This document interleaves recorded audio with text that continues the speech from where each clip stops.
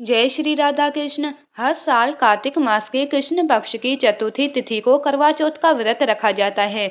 इस दिन महिलाएं बिना जल और अन्न के दिन भर उपवास रखती है और शाम को चंद्र देवता की पूजा और दर्शन करने के बाद अपने पति के हाथों से जल पीकर व्रत खोलती है। करवा चौथ का व्रत सदियों से चला आ रहा है। करवा चौथ की परंपरा देवताओं के समय से चली आ रही है। शास्त्रों और पुराणों में इसके पीछे कई मान्यताएं प्रचलित है। एक मान्यता के अनुसार जब पांडव नीलगिरी के जंगल में तपस्या और भ्रमण कर रहे थे, तब द्रौपदी उनके लिए बहुत परेशान होने लगी थी।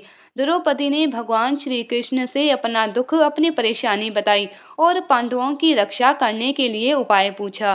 तब भगवान श्री कृष्ण ने द्रौपदी को करवा चौथ का व्रत रखने की सलाह दी, जिसके बाद पांडवों की सकुशल वापसी संभव हो पाई। एक अन्य मान्यता के अनुसार एक बार देवताओं और राक्षसों के बीच भयानक युद्ध छिड़ गया, जिसमें देवताओं की हार होने लगी और हार से बचने के लिए सभी देवता ब्रह्मा जी के पास गए और उन्होंने तब जीत के लिए उपाय बताया। ब्रह्मा देव ने कहा कि इस संकट से बचने के लिए सभी देवताओं की पत्नियों को अपने अपने पतियों के लिए उपवास रखना चाहिए और सच्चे मन से उनकी विजय के लिए प्रार्थना करनी चाहिए। तब कार्तिक माह के चतुर्थी तिथि के दिन सभी देवताओं की पत्नियों ने व्रत रखा और अपने पतियों की विजय के लिए प्रार्थना की। इसके बाद युद्ध में देवताओं की विजय हुई। तभी से करवा चौथ का व्रत रखने की परंपरा प्रारंभ हो गई। इस बार चतुर्थी तिथि प्रारंभ होगी 20 अक्टूबर रविवार सुबह 6:47 से और समाप्त होगी 21 अक्टूबर सोमवार सुबह 4:17 पर। इसीलिए उदय तिथि के अनुसार इस बार 20 अक्टूबर रविवार के दिन ही करवा चौथ का व्रत रहेगा। 20 अक्टूबर रविवार को ब्रह्म मुहूर्त सुबह 4:53 से 5:41 तक, अमृत काल सुबह 3:52 से 5:21 तक रहेगा। रोहिणी नक्षत्र सुबह 8:32 से सारा दिन रहेगा। इस दिन सिद्धि योग भी बन रहा है, जो कि शाम 5:41 तक रहेगा। अगर सिद्धि योग में कोई भी काम किया जाए तो वो जरूर सफल होता है। इस दिन राहु काल दोपहर 4:30 से 6 बजे तक रहेगा। करवा चौथ के व्रत में सुबह जल्दी उठकर सरगी खाई जाती है।